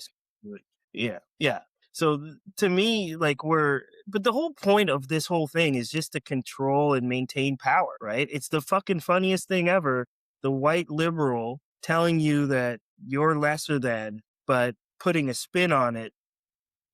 To what end? To me, it's like, it makes zero sense to me that you have the control of what racism is but also you're equally as racist towards yourself, like you're self-hating. A lot of these people are walking through life, never been, confronted by anything. They're walking through unfettered. A lot of these people just need to be told, like, you're a stupid loser for the way that you're acting, and then like keep it moving. Because here's the thing, like, if there's any pushback on any of these people, you're the one that's got the problem. You're the racist. You're the homophobe. You're the this. Yeah.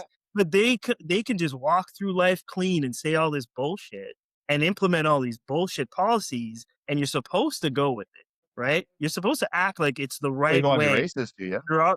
They're on the right side of history. It makes zero sense to me. They just need to be told, like, hey, you're kind of a fucking loser. Shut the fuck up. There you have it. Well, hey, man, we're glad There the you centrist is out there, man. It's centrist.nz. Everybody should go check it out. I like the site, man. I've subscribed so I get the email. I get put in touch, and it's a very clean site. And I like the length of the articles, too. Perfect. The right? length We're is not short on going- purpose. Yes, it's Hey. short on purpose because it's supposed to be digestible. Right. It's the perfect amount to it gets the conversation started. It gets me involved. Right. It gets me at least intrigued. And yeah, I decide from there. It's not a left spin. It's not a right spin. It's called the centrist down the middle. It's great. So I've got some good input We from there. do get Some nice- accused a lot of being right leaning, but only because I think it's unfair because honestly, if the government was like, if Adolf Hitler took over, it's not like we'd be cheering him on. Like we're not, but it's just the left is so far left. It's hard not to, like when they want to give water rights based on ethnicity, it's hard to find a line in that argument that you can abide by, right? It's hard not to be oppositional. So we get lumped in with, oh, they're just far right or right wing or whatever. But I think that's a bit unfair because It's so the mainstream tired, is so bro. far left. It's so tired. Their arguments are so tired. All I give a fuck about is what are the facts? What are the truths? I don't give a shit so much about the emotion of it all. Yeah, but dude, you know what I've learned? You know what I've honestly learned after working with centers for the past 3 years? Emotion is half of it. Half the population wants to know politics. What are the facts? What are the ideas? The other half is pure emotion. What's the color of the person in charge? Is it a woman? Are they gay? What's their lived experience? Boring. They How should I feel? They care. Emotional levers. This is how we should treat it. It's boring, dude. It's boring. But it's half. That's I don't democracy. care. Like, you're not getting away from that. I'm How do you deal with that? at the point now where I can't entertain that. It doesn't make any sense to me to entertain what your color is, how heavy or not heavy you are, what sex or gender you are. I could give a shit. It's boring. It's dumb and boring, and it's done. It's over for me. I can't look at somebody and judge them because of that. Like, we literally had a guy talk about the color of your skin and not to be judged by it. And that's all we do. Yeah, It's I know, but unbelievable. when you're in a media space and you're counteracting these ideas, a lot of energy has to be spent deconstructing the idea and taking it on and explaining why, for example, it's not a good idea to base governance on race, why civic nationalism is better than ethno-nationalism. It's an amazing amount of time spent doing this. But if you don't do it, the mainstream and the apparatchiks on this far left movement have no problem leveraging this because most people are emotional. I figure this way. I figure this is what's happening. Most people, not most people, sorry, say half the people are emotional. They're not really paying attention to the finer points of policy. They're working, they're trying to feed their kids, they're trying to get by, they're trying to do their thing. So when they hear that, minority X is suffering systemic racism, it goes in and they're like, that's awful. I hate racism, and off they go. And then so when a leader pops up, I'm going to fight the racism. They're like, well, I support that guy because I don't like racism. And you're primed to think that. I think it's disingenuous. That's the problem, right? Like I said, I could walk through life and make everybody I meet feel guilty for the way I look. I could do that every day. But if your job is dependent on that, then this is where I get a fine line with centrists, because I'm not into attacking people based on race. I think that's racist.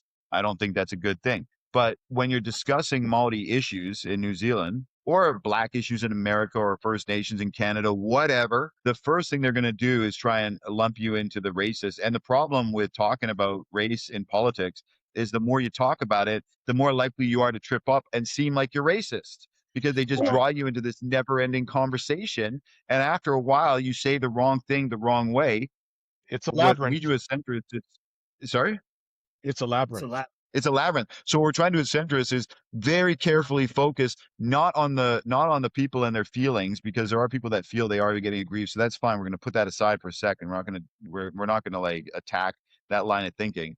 We're going after the leaders. And the reason we go after the leaders of this is because they do know it's a grift, because they're leveraging the lay sentiment of the average worker that has no time to get to the heart of what it means of systemic racism or systemic sexism, or what the actual treaty said or the history. They have no time to glean this. What they go by is, I don't like racism.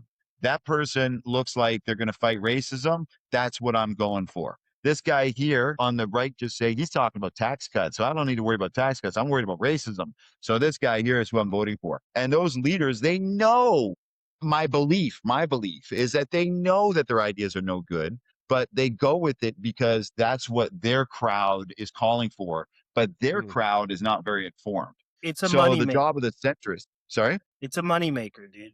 That's what it is. Yes.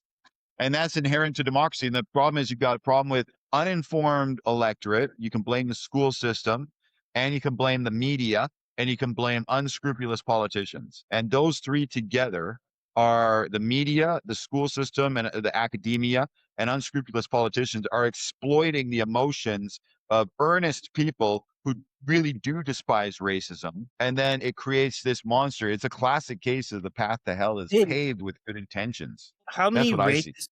racist people do you guys know in your walk of lives? None. Like, I know people that they're a little bit uncouth, and if I know people I'm that say uncouth, racist things, usually they're bro. very old. I'm uncouth. Sorry? Yeah. I'm uncouth. Like, amongst Well, friends. you're here. I don't want to be rude, but I do have. But I'm just saying for real though. Like, I know no one that's a white supremacist. Well, you know what they'll say to you? They'll say this. They'll say, because you'll spring up this argument. You say, look, there's no rules that are actually racist in the country. There's no actual racists running around saying you can't use this water fountain or eat at that restaurant. They'll say, well, no, but in the small towns, there's racists. That's usually the go-to argument. And you're like, well, the small town that's not the prime minister. That's not his cabinet. That's not, I mean, shit, if you went to China, they'd be racist too if I walked around. Like, it's just so stupid. Like, they're racist in India. They're racist in Pakistan, Greece. Yeah. Like, to me, we're trying to litigate something that doesn't need to be litigated. I'm in Canada. I've had zero issues. Has there been, I could count on my hand twice where I've had somebody overtly be racist to me. I've been here for 40 plus years, man. Two incidents. Okay, here's a funny racist story with Louvens. We were driving our buddy Josh Martinez, this MC, down to Seattle. So we had to cross the border. And this was pretty soon after 9/11. So we didn't know the rules. That was so And fun. so we went down and we didn't bring our passports, because after 9/11, we drove from Vancouver to Seattle to drop our guy at the airport. And we didn't bring our passports because we didn't know the rules had changed. Louvens had expired ID from Ontario, and I had my driver's license. So on the way back, the guy at the Canadian border stops us, hey, let's see your ID. Where's your passports? We don't know. All right, boys, into the office. Let's talk to you here. So we go in there. They look at Louvens, black, Haitian, from Toronto, expired passport. They don't even care. Hey? Driver's license, And he's not even from Vancouver. I'm from Vancouver. My ID is legit. My name this is after 9/11. Tameem Adam Abdul Majid Barakat. They one look at the name and they're like, yo, who are you? And I was like, I live here. I was born in Vancouver. Like, I live here. Oh, And yeah? you What do don't you do? And you don't look the part either, right? Dude, I But they're look like he's this. about to yell out Akbar. He's about to do it. And Louvens is like, oh, they don't even care about this guy. I'm like, yo, look at this guy. He's not even carrying valid ID. Like, this guy should be in jail. I don't even know this guy. And they're just like, hey, they were just going hard after me. You and I left, and we're like, whoa, times have changed. that was the first time that sort of stuff that's supposed to be directed at me was directed at somebody else. And I was like, whoa, dog. I was like, it's like you were wearing a turban and you had a fucking bomb Dude, strap. after to your 9/11, chest. every time I got on an airplane, I was all like, I'd be sitting on an airplane and ready to taxi. And then somebody would pop up, be like, oh, sir, we're just doing a random check again on your ID. I'm like, really? You came onto the airplane? Yes, we have to make sure that the children are yours because I'd have my children with me. Really? Interesting. Wow. I've definitely gotten the random checks at the airport more than I should have, depending on where you're at. But that shit doesn't even bother me anymore. I just think it's just so stupid. I joke around with them. I'm like, whoa, you don't want to touch me there. You know what I mean? Stuff like Okay, that. let me ask you an honest question, Lou. Let me ask you an honest question. And you know, I've got an insight on this. Do you think that is almost like what you're saying earlier, black people that can say what they want about white people and whatnot. And being the victim or being the underdog, it's a currency. There's a certain, for lack of a better word, privilege in it, isn't there? Like that's what we don't talk about that I 100%. think is very interesting social phenomena. There's a privilege in being an underdog. There's a Well- privilege of being the Tusiata Avias that can say, I'm on the lookout for you, white guy, I'm going to stab you and all this. There's a privilege there that, that is not, that other people don't have if they don't share that identity. It's kind of a strange thing, but you mean it's true. victim mentality? Yeah, whatever you want to call it. That's definitely a currency for sure. That's what I'm saying. If I wanted to walk around and be the victim, Right. I could make people scared and have them bow down to my whim, right? Because of the whole black-white thing, right? I could use racism as a fucking sword if I wanted it. And there's a lot of black people that do that, right?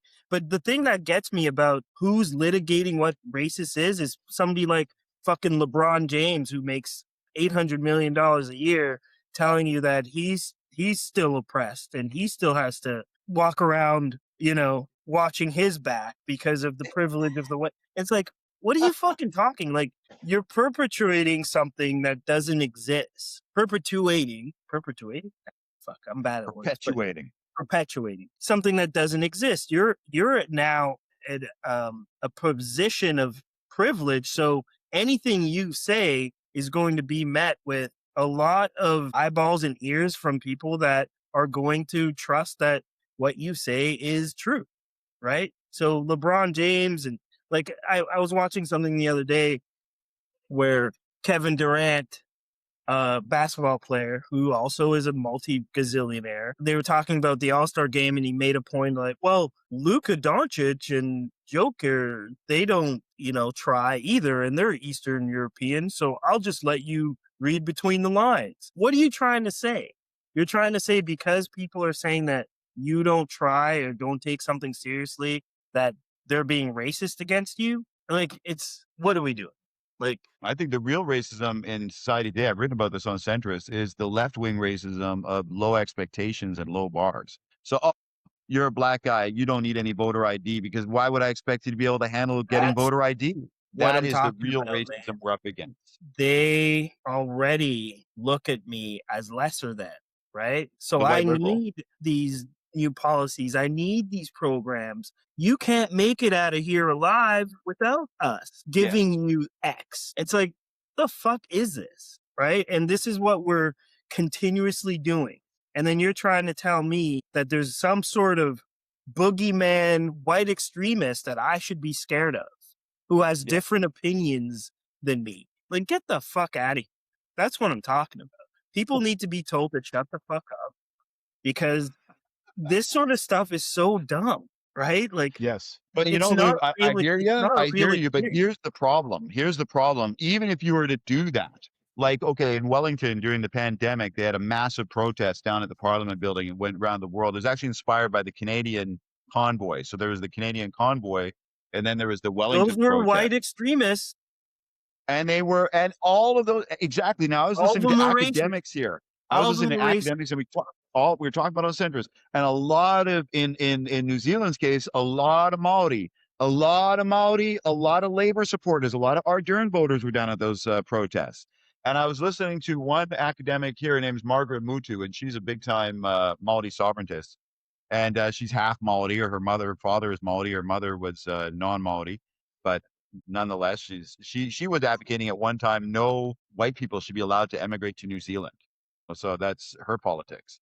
And they were asking her about co-governance, and she said the only resistance has been the white supremacists, and we got a load of what they're about at the Wellington protests. So this is a woman with a PhD, key role in academia, teaching students, paid to teach students. It is mind-blowing the level of the lacuna, the blindness, the intellectual blindness that she displays. Yet here she is, talking about how a protest, which at least a third of them were labor voters, are actually, no, they're white supremacists. What kind of myopia do you have that you can look at that intellectually, honestly, and say that's what's going on? Right wing But yet, extremists. big Yeah. time. It's, but it's a level of extremism but can There you he guys goes. identify with a level of extremism like that? Can you guys see yourself looking at a crowd of people and completely misreading it to that level? Like, I don't know if it's possible No, from our end of the spectrum if the we're people in opposite of charge are basically, they're baking extremism. They're making people extreme, like that's where that comes from. Like in our everyday walk of life, none of us know any of these people, I've never encountered a white supremacist. Sure, I've talked to people that, might have some views that I don't hold. That's fine. But they're not I've like never out to get encountered me. one that's got a sophisticated worldview or like an elite position. That's for sure. Like I've No, the met people right, that are Right. the racists, but they're very simple, low level people that probably are, the they're white just not very well supremacists, educated. the white supremacists that I've met are the ones that are making the DEI policies and upholding. Like Yeah, those so Speaking are that's the of doing people. what they're going to do. leaders, for sure. Sorry. Liz, I just got to keep it. I got to keep it moving here. I like languishing on this Oh, yeah, topic, no, but speaking I got it. of leaders, no, we got to. We got to briefly land on the Oh book shit, here. Arden's book. Yeah, that's right. It yeah, took a while to that's get our. to it, but Oh yeah, yeah. for sure. Arden's book. Speaking of, Well, right, so Jacinda the centrist. Untold Stories, was it published by the centrist? Yes. Yeah. We founded Centrist Publishing to promote the book. It was on the Nielsen scans. Actually, it was in the top 10 for New Zealand in 2025. So that was really good. And the book, what it was basically, it was written by David Cohen, and my wife assisted in a lot of the research and whatnot. So she got co-author credit. And the book interviewed over 100 players from New Zealand politics, academia, culture, you name it, that key people both for and against Jacinda Ardern, or allies and opponents to her politically and whatnot, and got their take on what her leadership was like. And the central question that we're trying to answer with the book was, how much agency did Jacinda Ardern actually have over the decisions that were made? Because under Jacinda Ardern, it was nothing short of a revolution, really. And what we're seeing now is a counter revolution, and it came with Three Waters and the lockdowns and the PIJF and all these very hard left partisan moves that Jacinda was making. But it wasn't very clear if she was motivating these moves because she had a grand plan, or if she was just in over her head, if she was just naive, if you will. And, one of the interesting things, it's a book that satisfies nobody, because the love of Ardern on one end is just out of control. And you Yes. see radical pro Ardernism everywhere when you come to trying to pitch the book, because there are so many publications in New Zealand, outside of New Zealand, mainstream publications that refuse to engage with any material that is viewed at all critically about Ardern. They just will not. So there was a lot, in my view, a lot of gatekeeping going on. It was a hard book to sell. It was a hard book to promote because of the amount of gatekeeping that I perceived was going on all levels, from bookshop owners to reviewers, to editors, to distributors. There was fights all the way right down to bookshop staff. You'd have to question, are these people hiding the book? I don't know. Are they, people would come in asking for the book. The bookshop, you'd think the bookshops in 2026, 2025 are desperate for business, but there was bookshops that steadfastly refused to carry the book despite repeated requests from customers to buy it. So what's going on? And playing games around ranking. It turns out when Nielsen is I believe the Nielsen scan is a straight measure. You sell a book, it gets recorded. But a lot of these measures of top 10 that you read, they're weighted very differently than you'd assume. It's not just how many books you sold. It's a mix of where you sold them, how many you sold, the subjective opinion of the bookshop owner or the editor that's running that. And they just basically construct this list that may or may not reflect reality. Even bookshop placement, even bookshop employees, like burying the book here, burying it there. You had to wonder. And the conclusion that it left me with was, if you are going to be critical from a conservative standpoint, you're going to meet resistance. Your book is not going to be embraced in this open and transparent way. You're up against the machine. That said, still the book charted, it killed it. But like I said, people on the other extreme, because there's a lot of people that really can't stand Ardern. They just do not like the woman. So they're the other extreme, and they're also not happy with the book, because in their view, Ardern is nothing but the architect of evil. And when they see Ardern, they assume that there was all kinds of, there must have been secret payoffs.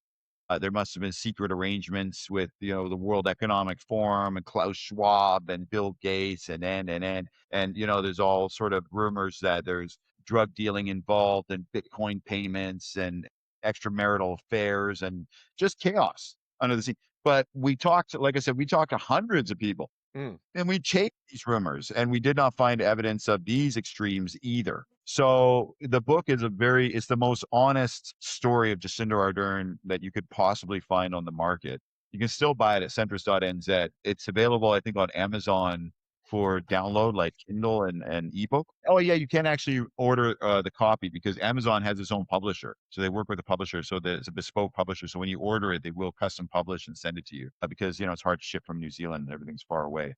But you can get it on Amazon now. But yeah, it was very interesting process, because half the people didn't want to talk to you because they love Ardern too much and they can't stand the idea that you'd be critical. And half the people are annoyed that you didn't get into all the conspiracies. But what are you supposed to do? Like, we all heard the stories. We all heard the stories about Jacinda Ardern and all this allegation of under the table payments to push, the pandemic and all that. Even even centrists, we put out a challenge. If you were paid any hush money by the government to cover up for any vaccine injury that you might have suffered or a family member might have suffered, we will pay out anything tied to your NDA. We will pay it out. So if you sign an NDA that said you can't talk about how the vaccine injured your child because the government's trying to sell the vaccine and Ardern is trying to keep everyone quiet, whatever you're dinged for breaking that NDA, we'll cover it. We didn't get anyone come forward, So what do you do with that? Because I've heard all the conspiracies too, but after doing the book, our conclusion was more or less that she was just in over her head. Now, is she gunning for the UN? It would appear to be that, because she's definitely doing the talk circuit. She did Graham Norton recently, and she's winning all these awards. All that stuff is PR. So they're setting her up for it looks like some kind of global governance role, but we don't know. She hasn't been announced as a UN candidate yet. If you go onto Wikipedia, she's considered in the running, but it's an unannounced candidacy.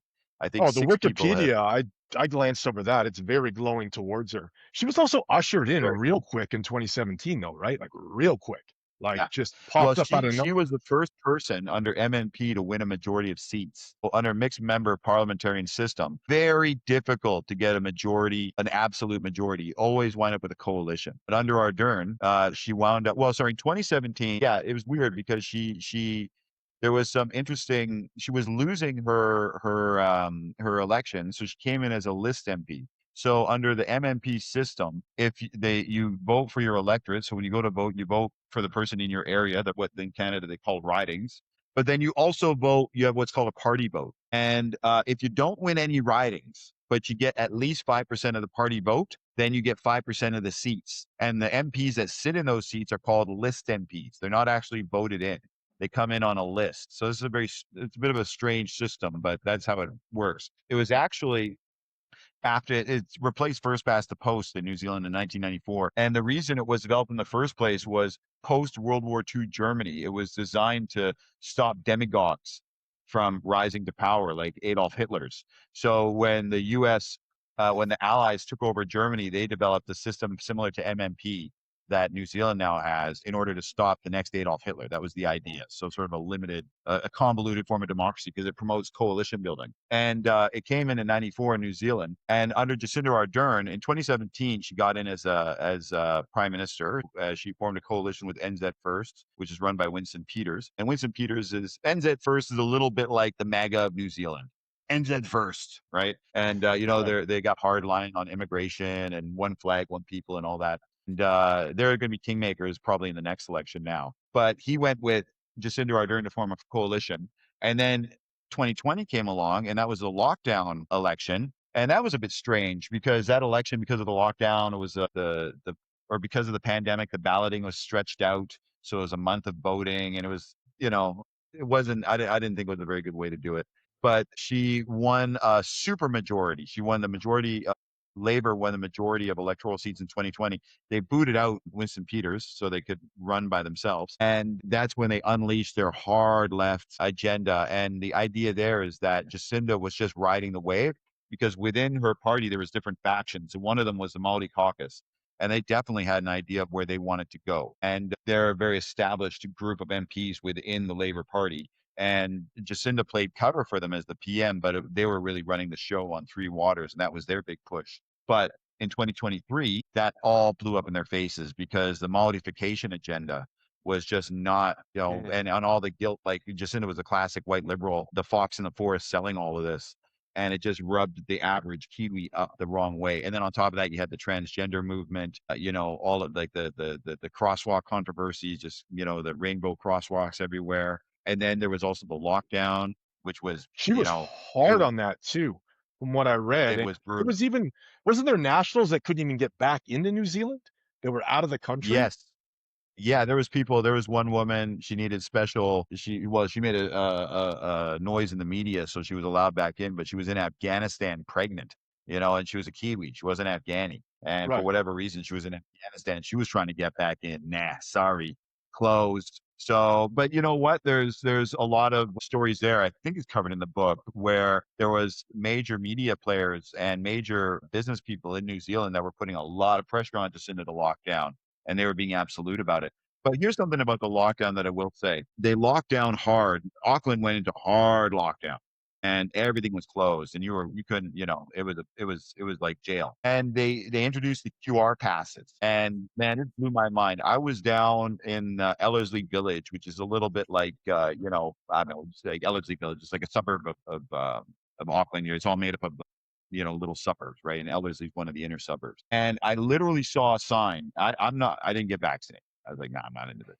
And I literally saw a sign, and it was the first day of lockdown with the first day of the QR passes. And the woman was standing at the front to take names for people that wanted their haircut because it was a barbershop or a salon. And I was like, yo, can I come in? She's not okay. No vaccine. You're not showing proof of vaccination. You're not going to do your QR thing. And so next to her was a sign, your dog is welcome here. So you were allowed to bring your dog. Because, hipsters love their dogs, right? So the dog than the dog. Wow. And I'm like, and I didn't snap a picture. I should have snapped a picture. I'm like, dude, this is amazing. This is amazing right now. This is like. Told y'all when duty call. It's 11:59 at night, Monday. Just finished up my last back to school cut. Had to do a quick little lineup real fast. Yes, sir. Talking about spiffy. You know you bad. Damn. I'm not like, this is amazing. I'm amazed right now. I have the same kind of story too with that. If we're bringing it full circle, my buddy Ryan from Alberta, he was out here on business and he was staying in a hotel. So I went to see him. I hadn't seen him in a while. All right, let's go down to the hotel restaurant. Let's go grab a bite. Let's catch up. Go over there. Do you have proof of vaccination? No, we can't let you into the hotel. So we go back up to the room, order room service, and get fed that way. Like, it's unbelievable, like, how it just really, like, how demeaned you felt. You didn't even feel like a full human. They had to come and to make matters even worse, they left the food at the door, right? And knocked. And yeah. I rang had the doorbell and when I was ran in, away. Yeah, you open it up like you're a fucking inmate. yeah, Like, I had the unbelievable. same thing when I was in quarantine. Lockdown Hey, within man. the lockdown. Dogs are welcome. Dogs are welcome. But the funny thing, I noticed this, and I can't prove this, but they had this really complicated system they're trying to put in of yellow light, green light, blue light, red light, whatever, this traffic light system of Oh lockdowns, yeah, and yeah, they yeah. play with the sweating. They said it's just crazy. But I was suspicious about their vaccination numbers. Because remember I was saying about the data dumps, like they would just dump all this data on who was getting vaccinated when, and it was very difficult to get a clear idea on what the actual vaccine rates were. And what had happened with the New Zealand Herald was they started the 90% project, where they said, let's aim to get 90% vaccinated, because then we've got herd immunity. And so they put this big campaign on to push people to get vaccinated. And then and they had the Vaxathon and all this. And then they had the New Zealand government took on the 99% project. So because the Herald's thing, where they were trying to do like a feel-good PR campaign with the 90% project, the government took that on as official policy. So then we're all like, because once they reached herd immunity of 94 or 95%, we could all open up again and we'd have QR passes and it'd be wonderful because everyone's vaccinated. So we can have this vaccine driven QR pass economy. And I didn't believe it because I was like, there is no way that you're going to get all these people vaccinated. I can't believe it. And sure enough, when they claim they hit the 94% number, whatever it was, and we're reopening with this vaccine pass. Within 2 weeks, the whole thing fell apart. Jacinda scrapped it, done, everything open, no more vaccine, no more QR pass, because I suspect their numbers were wrong. Now, were they lying or they just don't know how to count, whatever? But the reality was there wasn't enough people to fuel their economy. There wasn't enough vaccinated people to fuel their economy because you know how it is. If you're operating a cafe or a restaurant or a small business, you cannot afford to lose 5, 10, 15% of your client base. So if you've got anything more than 4% unvaccinated, that's going to cause what? 70% of businesses out there to fail, small businesses, because they can't afford, especially in times of inflation. But what about the pandemic part of it? No, the pandemic just disappeared. That's what I was saying. So my So kids were funny. upset because I was literally driving by cafes. People are eating, drinking, having fun. I can't go in. I couldn't go inside them because I'm not vaccinated. I've got kids that are, turning into teenagers. They're like, why can't we go in? I'm like, you're not vaccinated, kids. Sorry, we're lepers. And they're upset. I was like, you wait 2 weeks because there is no way enough people are vaccinated to keep the economy going. They're going to find that the people without vaccine passes, like me, can't go into these places. There's a hell of a lot more than 5 or 10% of them in the population. All these businesses are going to start to feel it because it was fine during the lockdown because people are getting money from the government. But when they tried to go to a purely vaccine QR code driven economy, all of a sudden within 2 weeks it was game over because they took the punch bowl away. Okay, guys, everyone's vaccinated. Now you got to survive just on that economy. It Didn't work. lasted a So I long wonder, time. It lasted a long time in Canada. It wasn't the payouts no, though, right? the vaccine passport thing was like a good year, right? Like it Right. was a But good but year. how long was it just vaccine passports, and how long was the vaccine passports with government subsidies? That's what I'm saying. What they have in Canada, they call it they have a term for it, eh? CERB? Is that what it's called? Yeah, CERB? no, but they had both. We had both, right? Like CERB and the vaccine passports. That was like Right, in simultaneously. tandem, actually. It was going in tandem for sure. That's right, because as long as CERB is there, you can pretend you've got a vaccine economy. The second you take the payouts away and it's just vaccinated people only have to keep this economy afloat, that's it, game over. Because you cannot have that kind of margin. You cannot lose that kind of margin if you're a small business. And if Well, the New government is saying, Zealand, oh, what's the problem? Everyone's vaccinated. Well, no, you're telling me that, but in reality, my business is down 30%, New so I'm Zealand going did under. that. They did, but within 2 weeks of cutting it and going to a vaccine-only QR economy, they scrapped it all and said, "Now open up." Because 70% of businesses were saying we're going to go under here. Small businesses were saying we're going to collapse So because you're they telling didn't me everyone's care. vaccinated. Yeah, Sorry, I mean, they didn't care that much here about small businesses. They got fucking pummeled, and that right? was Well, yeah, they did, but they cared about the voting and the narrative, and it was just a bad mismatch. It was turning into a quagmire, right? Because And then also Auckland is Canada. small. The trucker convoy just soon after, actually, everything did slow After it was down after that. It really did, right? And then what we brought up in the production meeting about it being unconstitutional, these emergency measures. There's people out there probably listening, oh, these guys still going on about the vaccine and so on and so forth. You can bring that up as we talk about tech suppressing stuff. I've been trying to work with the algorithm a little bit. I haven't paid for any views yet, which is interesting when you talk about publishing the book, or putting out stuff on the emergency measures and Trudeau, completely quashed. Like there's no views on that whatsoever. And then I shared a clip on Santa Claus being the original conspiracy theory, like 1,200 views out of nowhere. Like that's the kind of With the content book. that people enjoy. But If when you, you're trying to look get at the some book, real if you look at the journalism book, done, no. right? If you look at the book, at the top of the list of these top selling books, cookbooks, man. Like you walk into any bookstore and see what book is on the front table.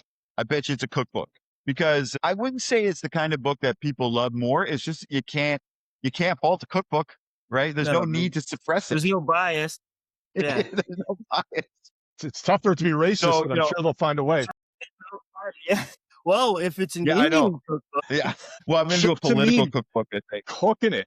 Hey man, we want to thank you so much for coming on. I do have to draw it a little bit short here, but we went a little bit long. We'd love to have you back at some point, man. You're awesome. again. Love your views for sure. I'll be sharing Hey, man, links to thanks for having me. a lot of your work and everything that we talked about. So go to subplots.ca for that, and we'll pick everybody up down the road with another episode.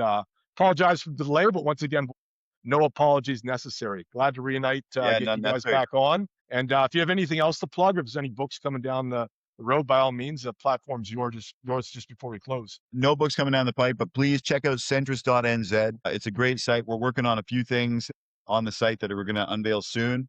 And maybe when we unveil them, we can come talk to you, because we've got a few secret projects that we're going to roll out that we're looking to disrupt the legacy news media industry. But we think that we've got a few. We've got one project in particular that we think could do it. Something that could actually save the legacy media model and reclaim some of the ground lost to social media. But we're working on it right now, so it'll be unveiled shortly. But yeah, For awesome, sure. man. Awesome. That's great. Yeah. Sounds racist, but we'll let that go for now. We're punching down, man. There's no racism here. We're punching. We're punching up. They're punching down. We're punching up. Yeah, whatever. Thank you guys Love very you, bro. much.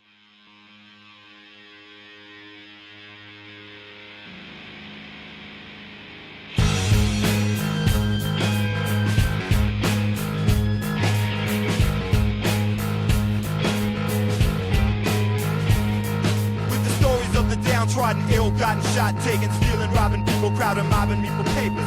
Any form that they can take it, targeting and hating. Make money like Star Wars, my future is bought towards studies of creation, good patience and right practice. Killer wants to stay up on it, leave them fascinated. Leave the knuckles lacerated, heads decapitated. Man cannot get why the rapid race sees rise. Babies killing babies, times hectic and real crazy. The microphone is Abu Ghraib, run like Dick Cheney. You're the timekeeper, keep it real mainly. I see it so plainly, most fantasize lamely. Business is created, friends and money separated. The whole story's my family, enemies are plenty. The higher powers send me, help out society. Destroy it completely, rip apart easily. This is for the beings using out in the cold. This is for the Nephilim that came for the gold. And this is for the mothers that carried the load. And this is for the shores I've seen grow. Rip apart, y'all. Stay sharp, y'all. Make your art, y'all. Live your life, y'all. Rip apart, y'all. On your mark, y'all.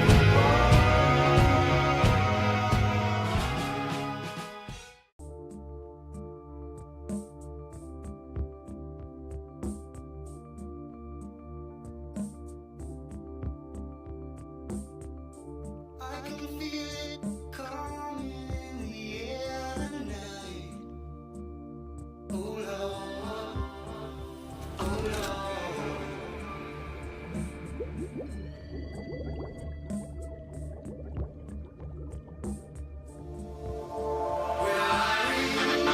Anna, Tom? I remember, don't worry. I need to know something, Anna. What is it? The way we used to be together. It was real, wasn't it? Yeah, it was. You bet it was. What's going on? Nothing, I gotta go.